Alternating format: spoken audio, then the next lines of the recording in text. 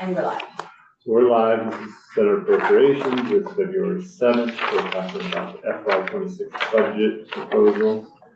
And today it's the Agency of Natural Resources. So I'll let you introduce yourself for the record. Do you know everybody here? Do you want us to do? I do know everybody here. Thank you.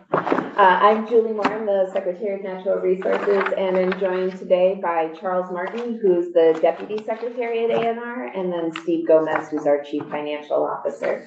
And this will be sort of a high-level overview of the agency's budget in its entirety, but expect you'll ultimately want to hear from our three departments as well as the Secretary's office.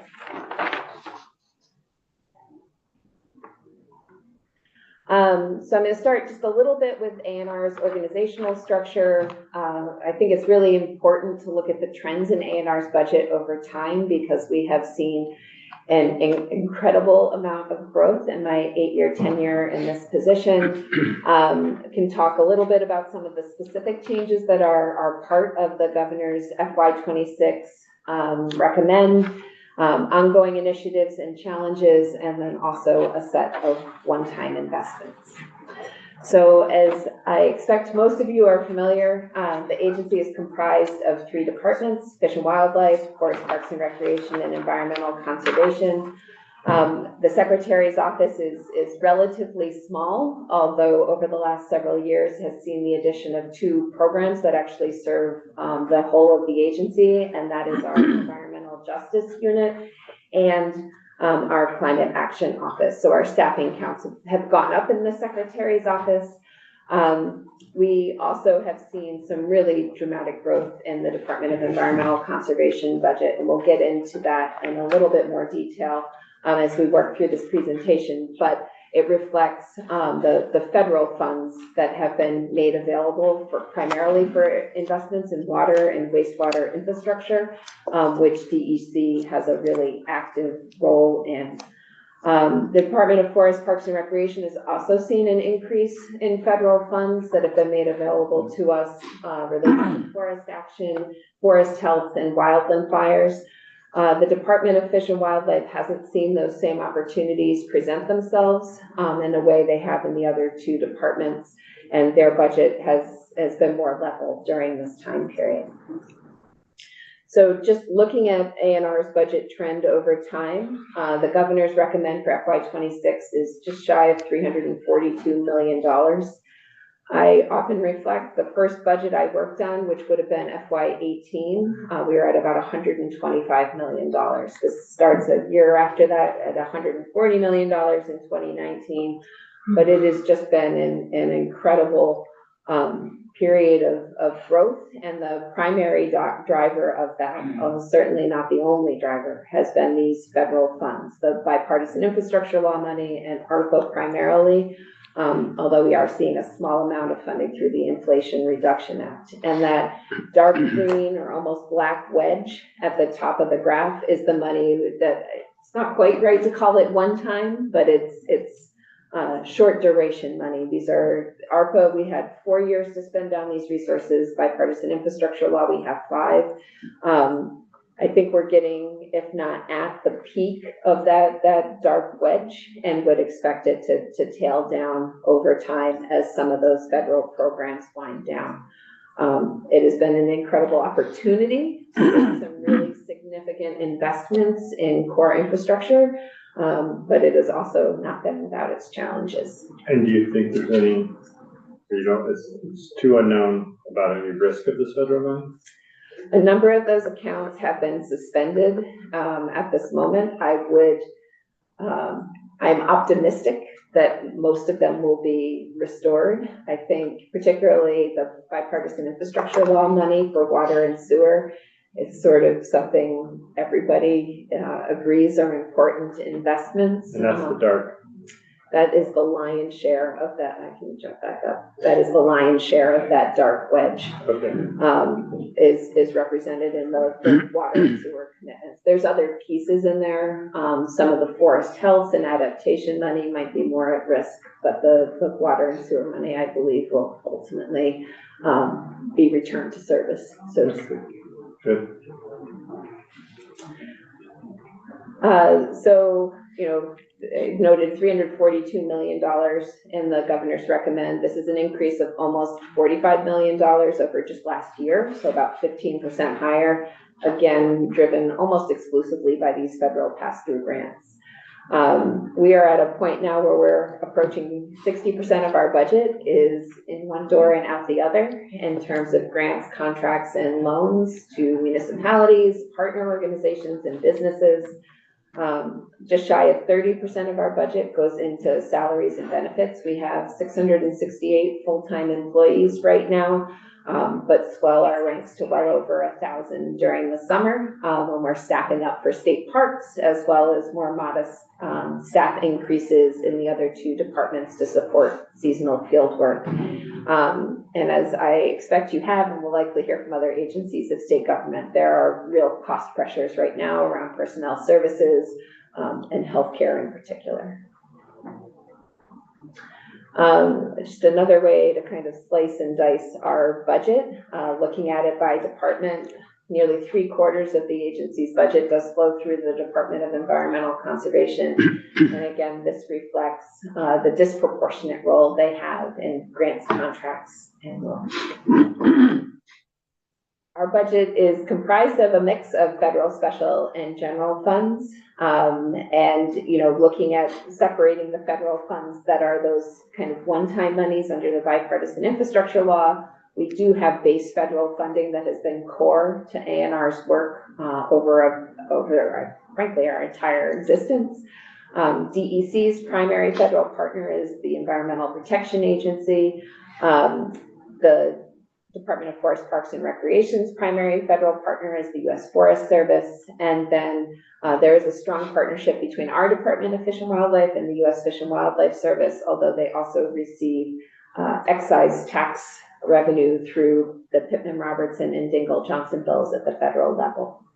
We also have a huge number of special funds. The three largest are indicated there in those bullets. The Clean Water Fund, which has grown during the same 7-year period from having been a few $1 million a year in 2019 to approaching $50 million a year now.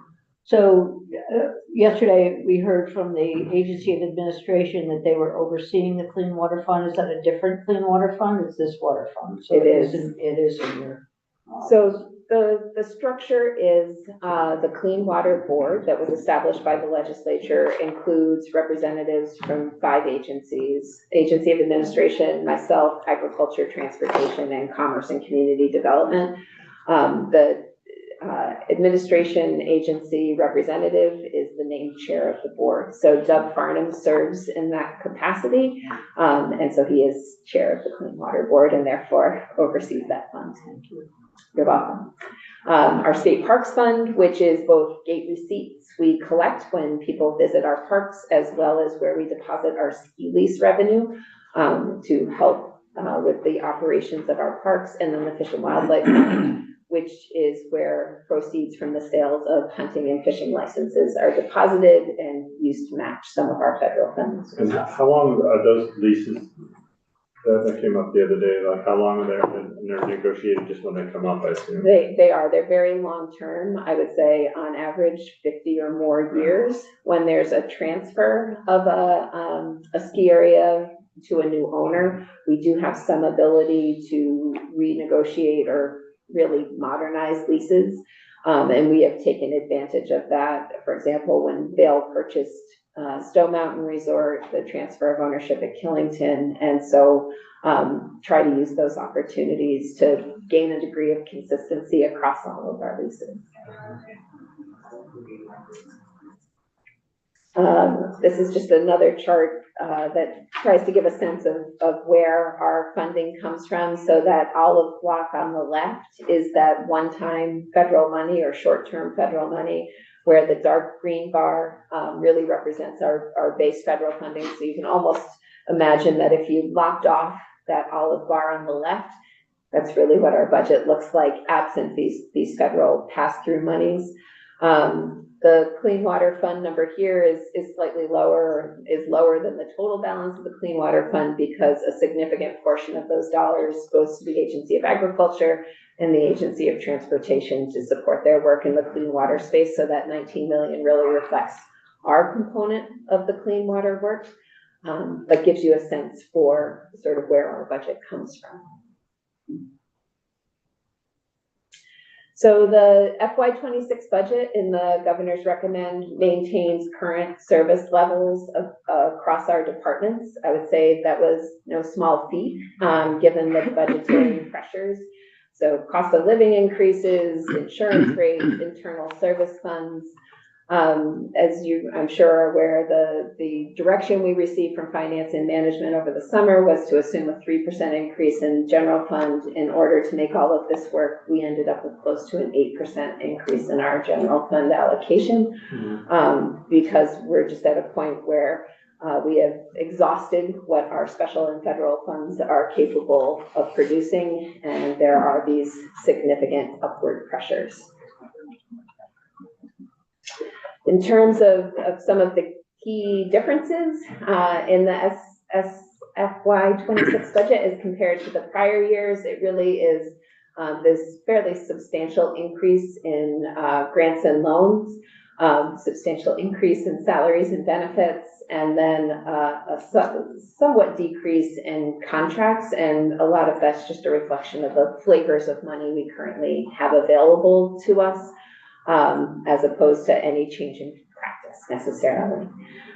We are anticipating some additional land acquisitions this year. That may be one with an asterisk by it, in that there was significant funding through the Forest Legacy Program that was made available under the Inflation Reduction Act. We've been pretty successful in submitting applications for forest conservation projects, but understand that those are currently being paused.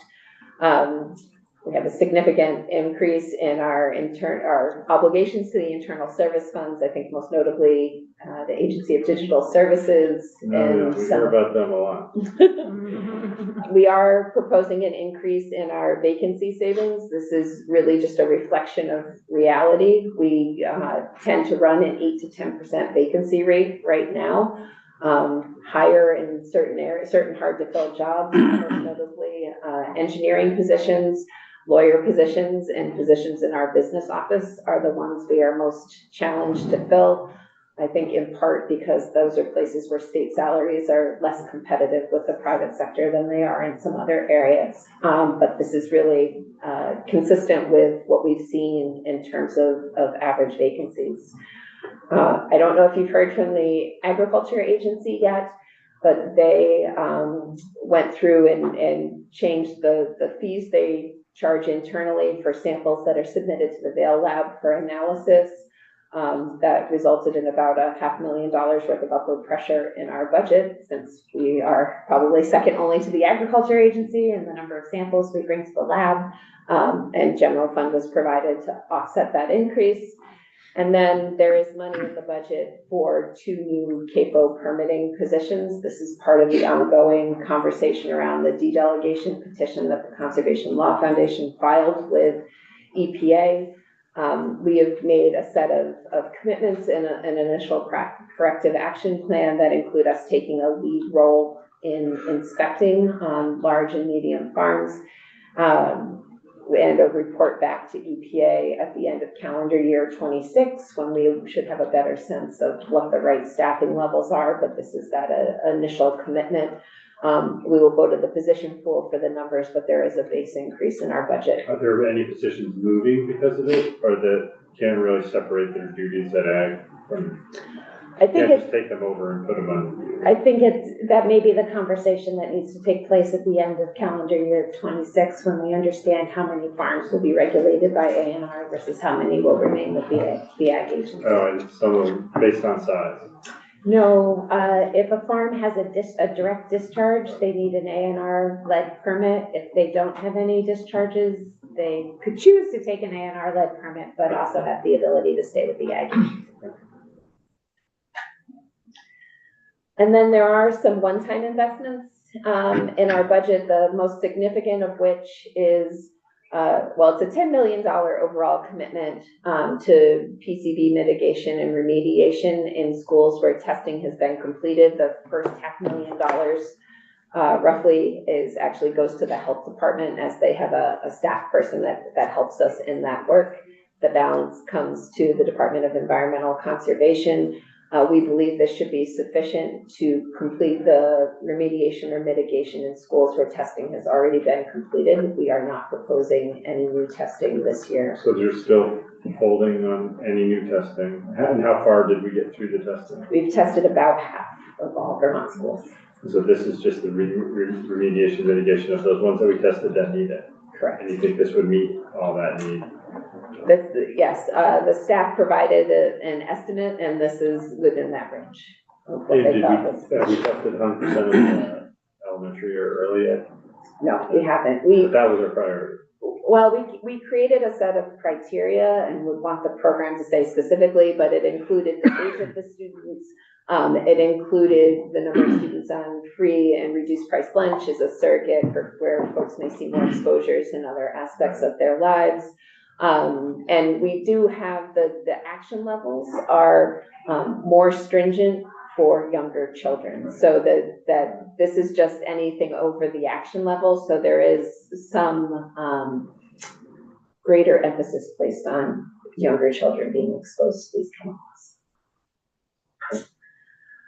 There's also $850,000 worth of one-time money related to the CAFO program. The Ag Agency has actually built a very robust database for all of their inspections of farms. This will allow us to create our own A&R interface, but take full advantage of the work they have already done, as well as $600,000 worth of contracted support, again, giving us flexibility and capacity as we think about or learn more about how many farms need to be regulated by A&R. And then the final DEC one-time investment is $50,000. This is actually part of the housing bill. We had proposed some streamlining of our review of municipal water and wastewater permits, particularly in instances where municipalities are providing a very detailed technical review.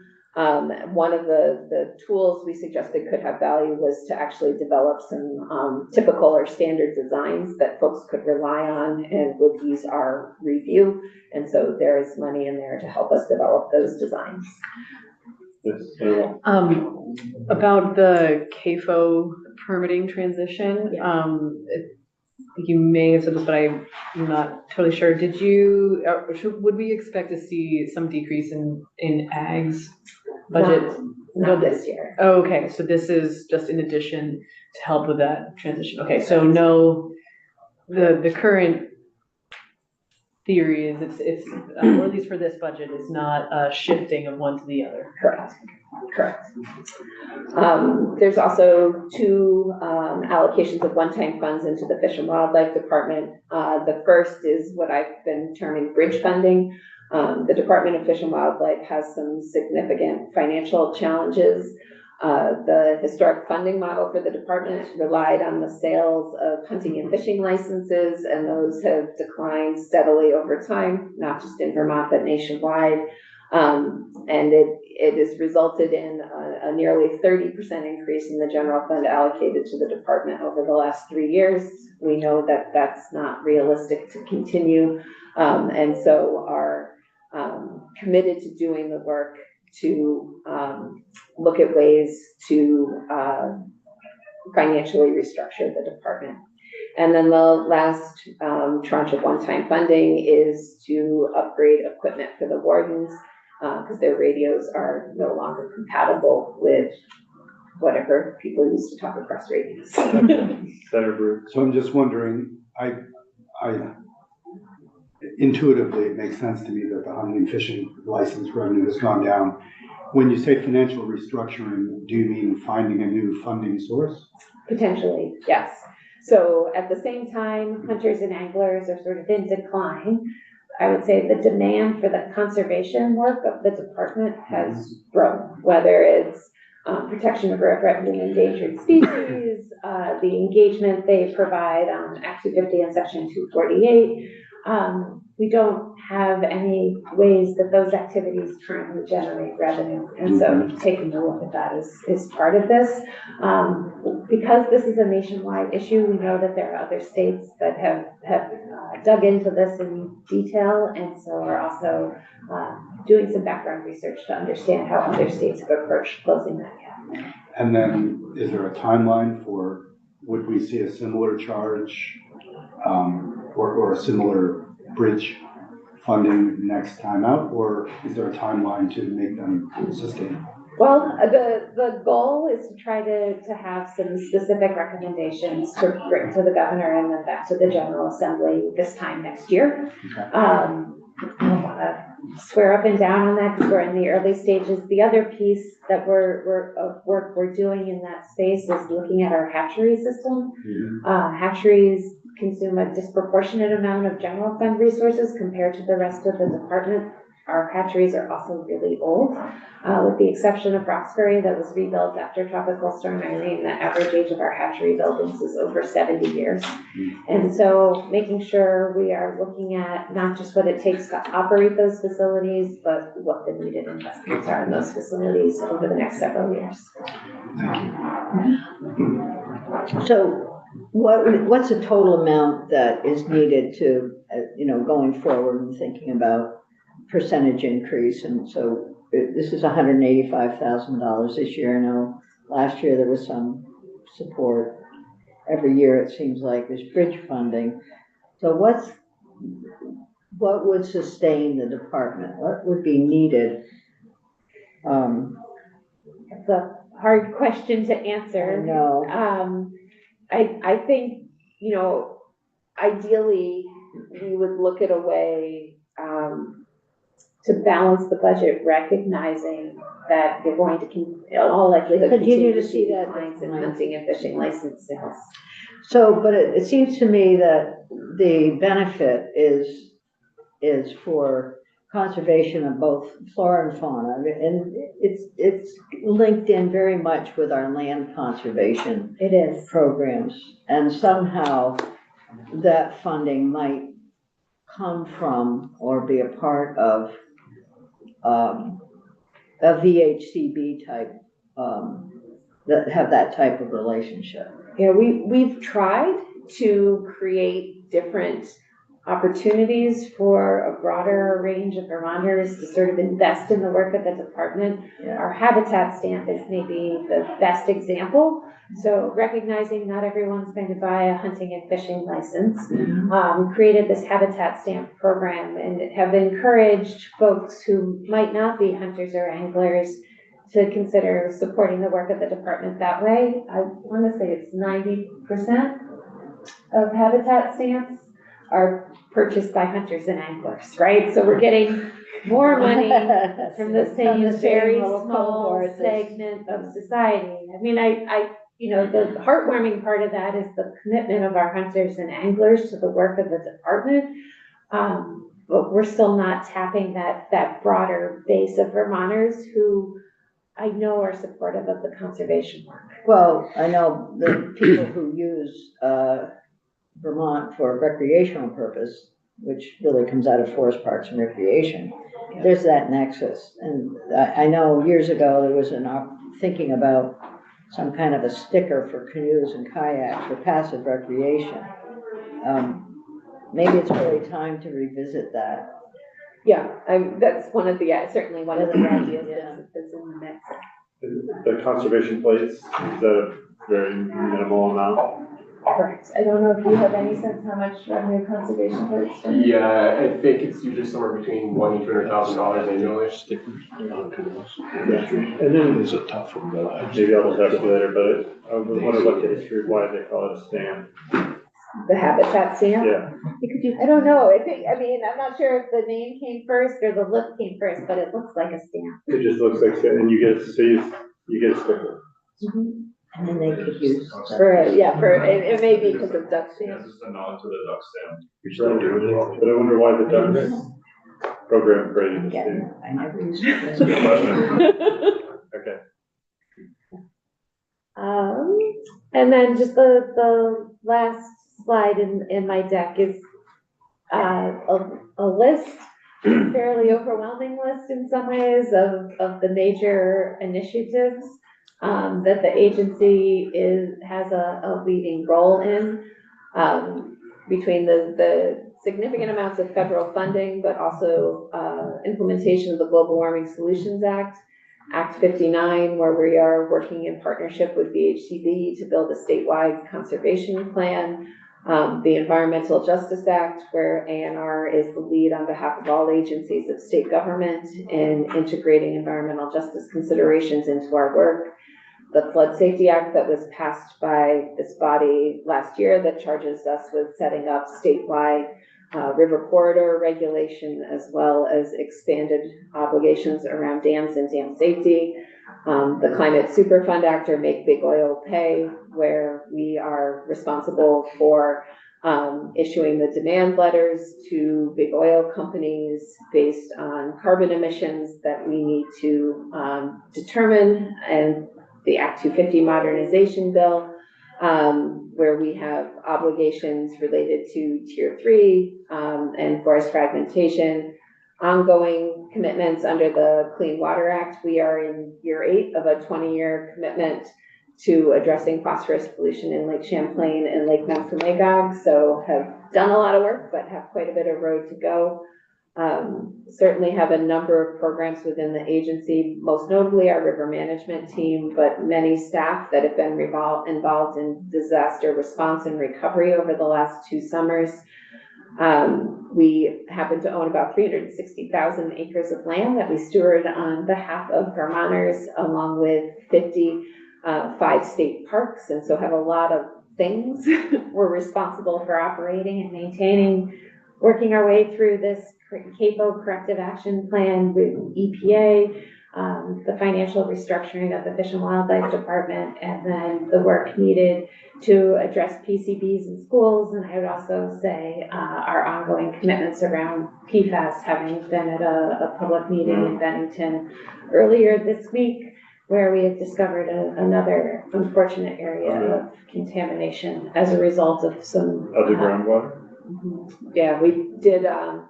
We're in litigation against 3M and DuPont right now. We tested 500 randomly selected private wells statewide to understand sort of the likely distribution of PFAS contamination.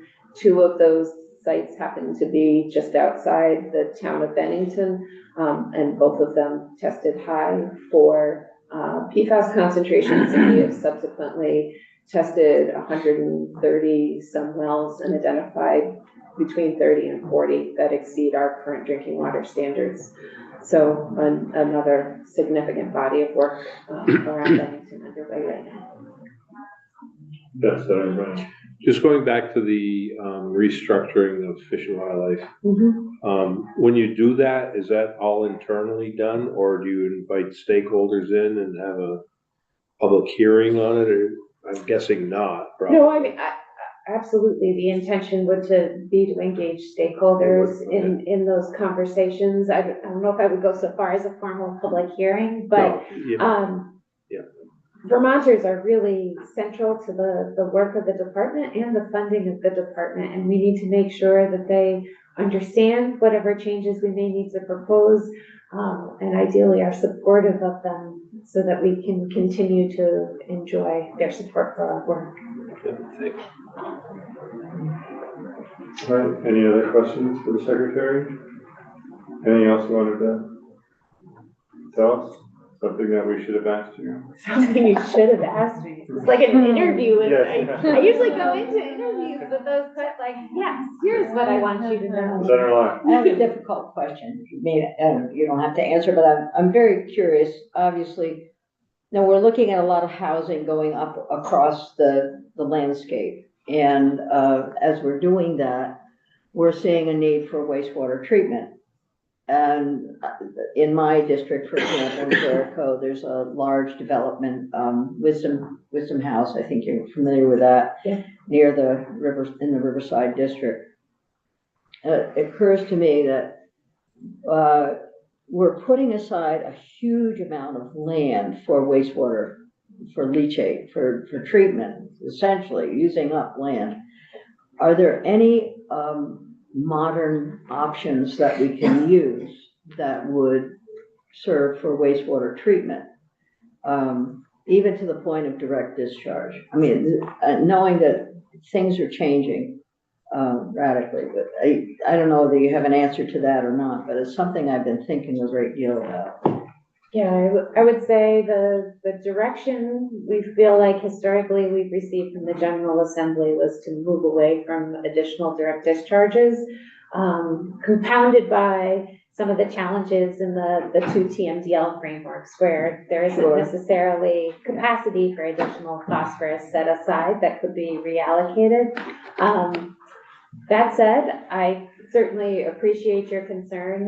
One of the initiatives that we have worked on under ARPA is what we call the Village Water and Wastewater Initiative, where we've been supporting communities in building at-scale systems. So a system for Montgomery Village, some drinking water work in Waitsfield, to help meet some of the moment and the development pressures. And soils is a limiting factor in a number of Hugely these so. communities, and they may have one or two locations that are actually suitable for the size soil-based disposal system when you're only talking about maybe 50 homes or, a combination of homes and businesses. So these aren't huge systems. The flip side to that is our drinking water side. Well, we have 1,400 public water supplies in the state of Vermont. And ensuring we have the right kind of expertise available to support the operation and maintenance of those systems is a challenge. So we're constantly working to balance those things, recognizing the cost, the footprint, and then the sort of technical and managerial capacity needed to have that system be good for the long term. I think it's an important area to dig into and would welcome further conversation. I'm gonna send it to the senator from Washington. I'd love to have that conversation. That's my kids. All right. Well, thank you. We'll move on our agenda. Great, thank you for having us. Yeah, Thank you. great. And we look forward to hearing from your departments.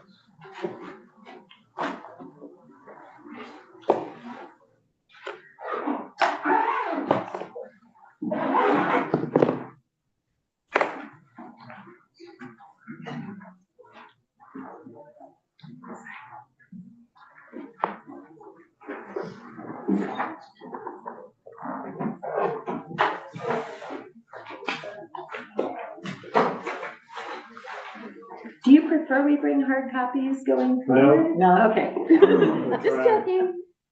We support the forest products industry, so we're Yeah, all I know. in. It's all right. Thank you very much. Yeah, Thank you.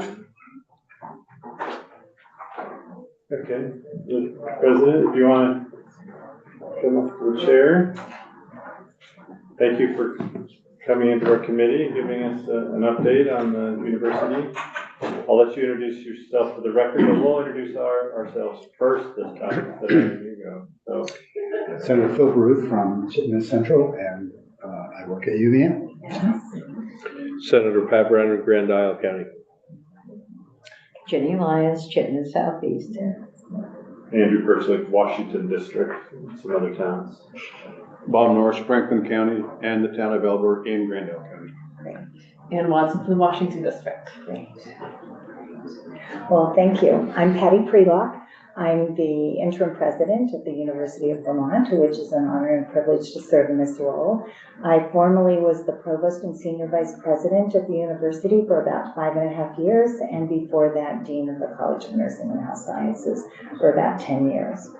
So I am an active researcher, and I've served children, adolescents, and adults with autism and other neurodevelopmental disabilities across the state of Vermont for almost 30 years. And so thank you for having me and the chance to talk with you today. So I wanted to share with you the university is stable and thriving, which is a good thing, and we appreciate your contribution to our success in the past and the present. We are attracting and retaining Vermont students and who are very talented, so I thought I would share a few data points about that. Currently, there are 3,664 Vermont students attending UVM, which is about 25% of our undergraduate population. Is that what it's been? That's about where it's always been? You know, it goes up and down. Sometimes it's 20%, sometimes it's 26%, Okay. but about a quarter of our students are out of state, and we can talk about why that is in terms of the number of students who actually graduate. Yes.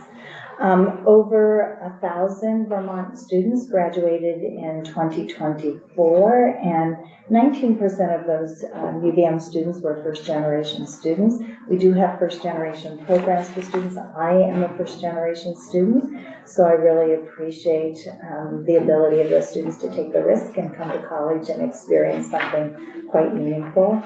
More than 1,000 of our graduating students joined the Vermont workforce in 2024, and those could be out-of-state students as well as in-state students.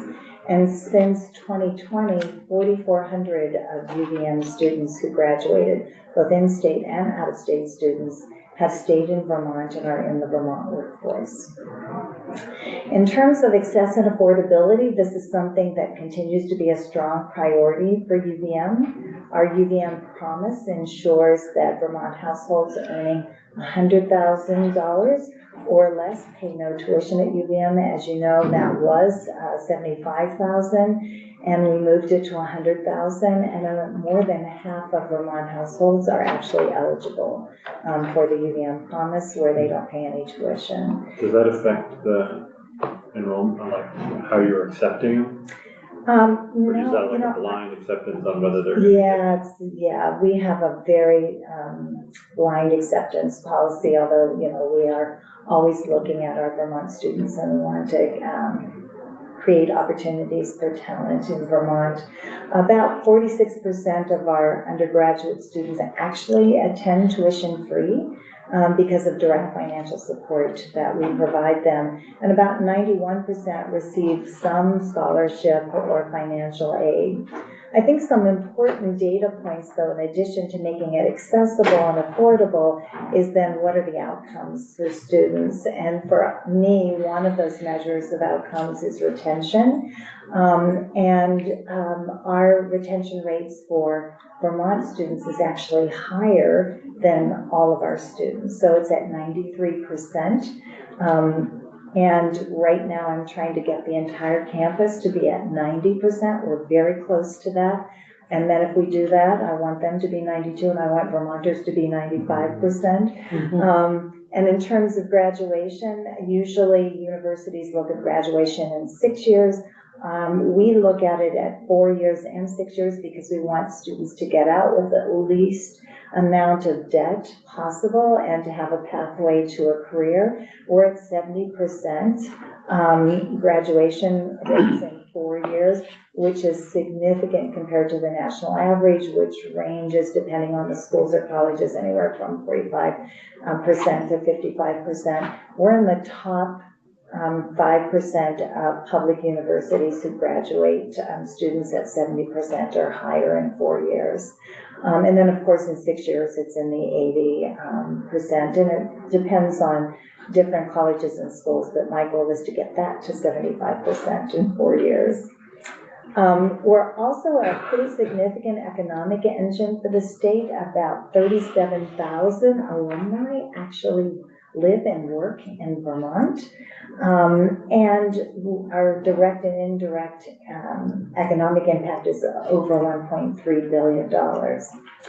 And you probably know about our front door, our Office of Engagement. It's been a hugely successful program which really allows us to engage with Vermont leaders across the state and innovators in all 14 counties in the state. We support things like 4-H development, agricultural and rural development, research collaborations with rural communities in Vermont. Our Leahy Institute for Rural Partnerships has been a significant player in that space where they give small grants from 10,000 to large grants of 250,000, which goes directly to communities who then connect with a researcher on campus so that we can solve problems, whether it's related to flooding, access to care, etc. We also have telehealth programs across the state and preventative care and wellness programs. We have a rural addiction program across the state, and we're working to increase our efforts in the mental health space. You've heard about the tech hub that has been publicized in the news. We just received $23 million to give to companies in Vermont.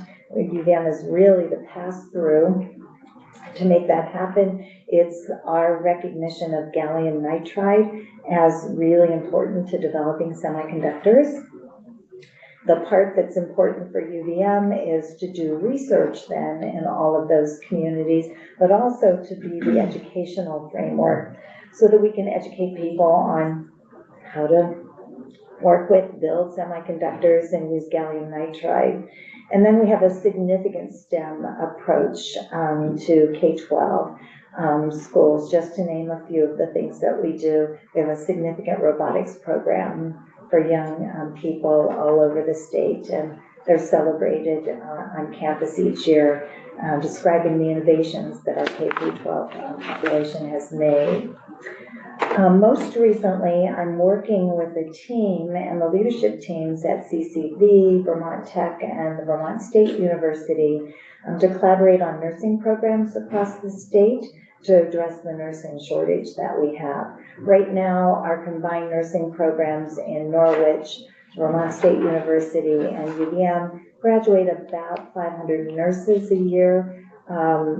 The need and shortages, we need 9,000 nurses over the next 10 years, so the math does not add up. So I thought it was really important to bring all the leaders of the institutions together and really look at building a nursing consortium. We do have models across the country where there's been 3 or 4 rural states that have tried to do this nursing consortium, and we've gotten some collaboration from them, and our goal is to build economies of scale, grow the numbers of nurses we can train, expand instructional delivery for students who need to work, creating pathways for career changers, those who've gotten degrees in other things and now would like to be a nurse, and just to share our expertise in clinical simulation and research. And each of us has different challenges, whether it's space or access to simulation. We have a lot of applicants who want to participate, but it's having the number of educators you need, having the space to educate those individuals is really important. And we think if we do it as a statewide effort, that's a much better approach. And our goal is really to move career changers and share expertise as opposed to competing with one another. We're trying to add to the workforce and address some of the healthcare costs that are pretty significant because of the numbers of dollars that are spent on travelers. I might like to think about doing that for our education framework as well. I do want to share with you a new initiative that we're moving forward on in collaborating with the Vermont Public Health Association, the Vermont Prosperity Project, UVM Health Network, UVM Medical Center, and that's our planetary health initiative. It really aligns well with the legislature's listed priorities in the last biennium, which was climate change, healthcare, child care, and housing. And as I was listening to the secretary, my goal is to work with the Agency of Natural Resources and other agencies in the state to make this a statewide effort. This planetary health initiative is really helping people lead healthier lives. We have multiple centers and institutes on campus, a water institute, an agroecology institute, a complex systems institute, the GUND Institute, the OSHA Center for Integrative Health. I did not want to create another center and institute. What I want them to do is work together and figure out how we can solve the problem of how do we look at the health of the human and the impact of the health of the environment and vice versa. So this initiative is leading us to live healthier lives, motivates careful stewardship of nature, and an initiative that really distinguishes us from other institutions. Our focus is really to integrate and advance our research, educational programs, policy support to this body and others, and community outreach and planetary health at a local, state, regional, and global level. It's kind of a vision for creating a healthy people and a healthy planet. So some of the important UVM examples of planetary health that's going on across campus and in Vermont right now, our Complex Systems Center is doing a research project that's been ongoing for some time, and they're examining an individual's time in nature and the impact on their stress level and their blood pressure. And they're finding that more time in nature increases positive mental health outcomes more so than going to therapy and exercise. The Lerner College of Medicine is examining the impact of forest fires, as we've had many things that we've had to address with the Quebec fires and others coming forward, and the impact on childhood asthma. That's like the third highest child care or child health problem. And so they're looking at, we have multiple years of data looking at the impact of fire on childhood asthma, as well as the impact of flooding on access to healthcare and consistent access to healthcare, especially for cancer patients. In the Rubenstein School, we're investigating the importance of nature to mental health. They have data during the COVID period and what the impact was.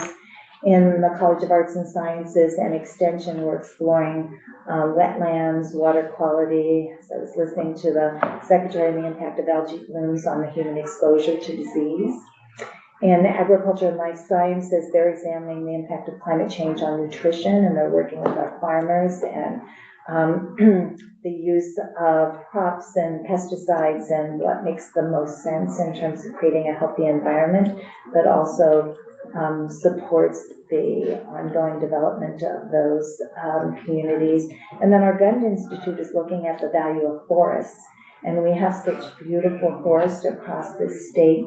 They're looking at it actually not just at a local and national level, but at a global level, because we've learned that forests provide lots of food security and nutrition, in addition to increased well-being and edible products that are important for a healthy diet, like fruit, nuts, seeds, mushroom, honey. So I think our planetary health initiative is really a policy message that conserving nature is an investment in public health, and sustainability efforts can deliver health benefits. And so my goal this year, I'm not making an ask about this one, just to educate and engage the state in the planetary health efforts so we can all work collaboratively. My goal would be, we would be the one institution that would do a statewide effort, and my goal is to be a global leader for rural communities in 2030. So it's a pretty aggressive goal, but I think we can address water challenges, pollution, food systems, and health if we work together as an entire state, and it's such the ethos of Vermont. So before I conclude, I was going to give you my financial asks for this year, but do you have questions before I do that? Any questions? Oh, I'm gonna wait. You're gonna wait? Yeah. Okay. It's All right. So we have 3 asks. Your previous support have really directly supported investment in our student scholarships, support for our agriculture and extension programs, and for our College of Medicine, which we so appreciate. This year, our asks are the following. As you saw in the governor's budget, he did put a 3% increase to our base funding, and this allows us to continue to invest in Vermont students with scholarships and in the state related to agriculture, extension, and medicine. We're also asking for 2 one-time funds. The first one is a $1 million ask for the Tech Hub. And the reason this is important, as we receive the Tech Hub dollars, the expectation is that the state, the university, the community demonstrates their commitment. And with a $1 million commitment here, it will be matched by Global Foundries. to assist Vermont companies that really want to get started in gallium nitride technologies. It started in Global Foundries, but we're working with Data Technologies, OnLogic, but several other communities. It will also support the economic and workforce development for Vermont businesses. And the last ask is we're looking for a $5 million ask over 5 years, $1 million a year for the Vermont Cancer Center initiative. And the reason this is important is cancer disease facing our rural communities in Vermont. The incidence of melanoma, breast, and lung cancer is greater in our rural communities than it is in other rural communities. And that's something that we want to be able to address. We're trying to achieve NCI designation by 2027. That allows us to be in the top 5% of cancer centers in the country. It gives us more access to funding that we can continue to do research. And our focus is rural communities, but organizations like that require that there is some contribution from the state and an investment in their cancer center. So Wendy is available, as am I, anytime to reach us, but I'm happy to entertain questions. Do you have it's not that complicated, the $3 thing, but do you have that in writing? That's not in your presentation. I'm happy to. We could do that. Yeah, we can do that. In an email or something. We can do that easily. I wanted to ask about the front door, Yes. Office of Engagement. Yes. I haven't had my eye on it for a while, but I know the intention was to have it be self-supporting, and I'm just wondering if that's where we are with it now? Yeah, Great. we are. Yes, it was an investment. We wanted to make it sustainable, and it's really provided some great connections. What has expanded is the funding that we got federally for the Leahy Institute for Rural Partnerships has helped us now to take it to another level and give grants to Vermont communities to work with our researchers. Great, well, that's a Self-sustaining. story. Is it self-sustaining because of grants and research funds, or are you like some kind We of have some, yeah, we have put some general fund dollars to that as well as additional grants. I mean, It's a combination. It's a combination. Institutional and federal dollars. It's a great model to demonstrate how to, as a flagship institution, that is a land grant institution, this is how we can make it work. Yeah. Very supportive of getting established and making that connection between the university and the rest of the state. Thank you. You're good? I think Senator Lyons has lots of questions. She's holding. I've known Senator Lyons for a while. We've known each other. Call me anytime.